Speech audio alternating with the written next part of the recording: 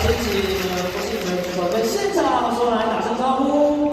Hello， 各位大家好，我是举重选手郭信纯。欢迎，是的，来这样的跟大家聊天。可是你之前也说过，你在所有剩下这些赛事只差奥运的金牌。当然，在这一次你也完成非常重要的任务，也达成这个目标。可以跟大家分享你当时拿到金牌这个心情吗？那其实，在挺举的第一把125公斤已经确定为台湾拿下第一面的奥运金牌。那其实当下因为后面还有2把的挺举，所以一直还没有松懈。那在最后，选择挑战自己的世界纪录，虽然最后很可惜没有成功，但是我觉得自己是非常享受在当下那个整个赛场上的。对，那因为回国已经有一段时间了，然后心情也比较平复一点。对，那接下来也是持续的继续往下一个目标前进。我们给他掌声鼓励，好不好？虽然刚刚提到没有完成最后的世界纪录，不过我相信你当下的照片也让所有人中国人非常的喜欢。那其实，在整个运动的训练过程当中是非常辛苦、非常艰辛的。你是如何保持你自己的信念来完成这些赛事？又是如何保持这个正向能量的？那其实一路走来，其实真的非常非常的不容易。那能够站上奥运的舞台，我想是所有的选手的梦想。那我觉得自己最棒的一个点就是我可以非常正向的去面对我所有的挑战。对，请开球。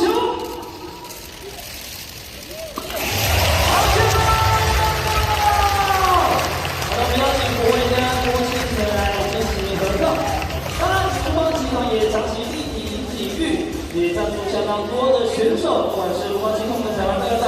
之前是有来看过球赛啦，那在看球赛的时候就已经有稍微的逛过一次，对，然后包括是那是贩卖部还是就是2楼，对那个我在那边逛超久的，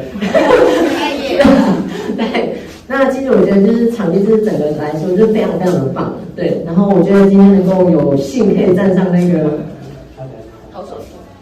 有没有站上去？OK， 只是站上那个整个放回场，对，那我觉得非常的开心。那在这一次的投球的表现，我也觉得非常的赞，对，还不错啦。我希望下次可以挑战投手球啦，那我可能需要时间练一下。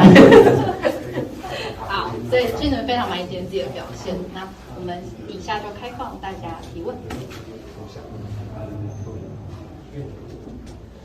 刚刚就是你在出场前嘛，大荧幕有播就是你奥运比赛的片段，那其实现场很多球迷都鼓掌这样。那因为奥运那时候比赛其实是没有观众，对。那这次是在有这么多观众的状况下，看到自己那时候的比赛画面，会不会有不一样的感觉这样？其实到现在看到自己比赛的画面，其实还是会稍微的鸡皮疙瘩，对，因为其实觉得。就是非常，这次当然是非常可惜，就是没有办法有观众在现场，就是为我们加油这样。我觉得还是有稍微那种情绪上的一些差。那这次呢，能够跟大家一起看着那个同一个荧幕，虽然是看自己会有点小害羞，但是我觉得就是能够在现场，然后直接就有点像是我正在比赛了，然后大家。就是举起来的时候，大家那种欢呼声那种，就是有点好像有回到了现场一样，真的是现场这样的感觉，对。